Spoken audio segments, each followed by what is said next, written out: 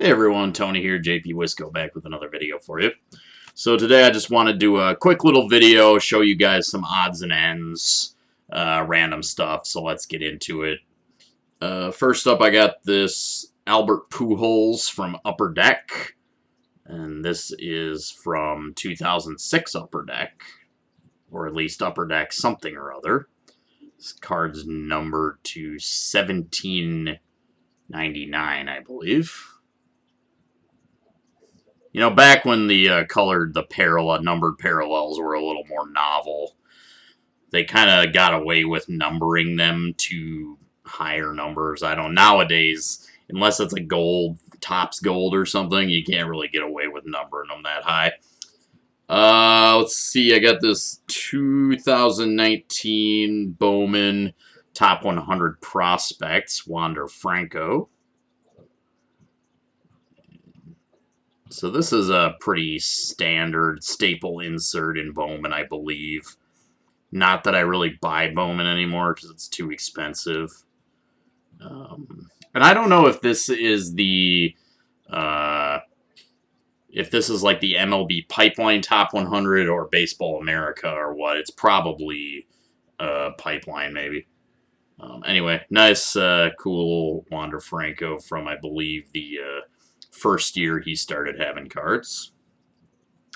I got some purple Heritage refractors that I'll throw in a binder with my other. I have binders of Heritage.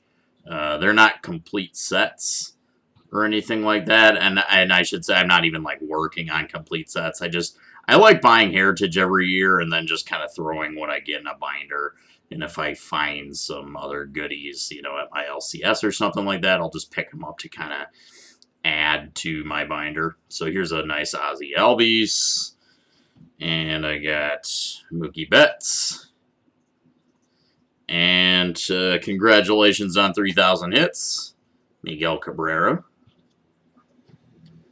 So the discussion now is kind of whether or not after Miggy now will we ever see another player get 3,000 hits.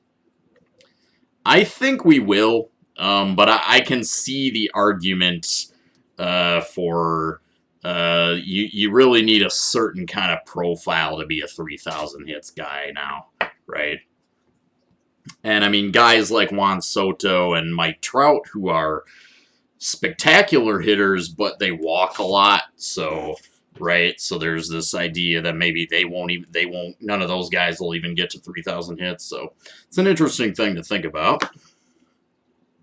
All right. Let's move on to some Japanese stuff, I guess. Let's start off with a few cards of Teruaki Sato. Now, if you don't know about this guy, he's a young slugger for this year very, very dreadfully bad Hanshin Tigers, who are kind of my adopted Japanese team. Even got their jersey on. But Sato, he's pretty good. He's really broken out this year, at least. He was an all-star last year, but I think he's batting like 300, and he's got a few home runs already. So, and he's pretty young. I think he just turned 23. He's also kind of shall we say, kind of like a Joe Mauer figure in the sense that, you know, Mauer's from Minnesota, so he's kind of the hometown kid who played for the Twins. This guy is kind of a hometown kid for the Tigers, which makes him kind of extra special to the fans and the team. You'll see a lot of Sato number 8 jerseys now if you go to a game. Oh yeah, and then I also got this. This is one of those big placemat, like mats for students, like for their desk. These are called shitajiki in Japanese, but I've shown vintage ones of these before on my channel. You put them on your desk between your desk and a piece of paper so you don't like scratch the desk when you're writing. So here's one of Sato. So it's cool to see like this is they still make these, right? These aren't kind of a relic of the past. They still make them. Here's one of Sato. This is a brand new one. It's got his signature on the back there. Obviously not real. Facsimile signature. So these are really cool. I really like this size. You know, I know these are functional, but I just treat them as like big cards. So there's that.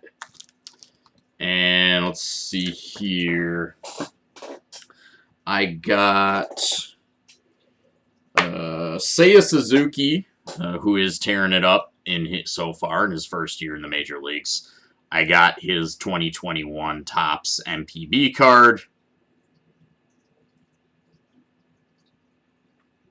This is a pretty hot card right now. And the Topps NPB is kind of a hot product.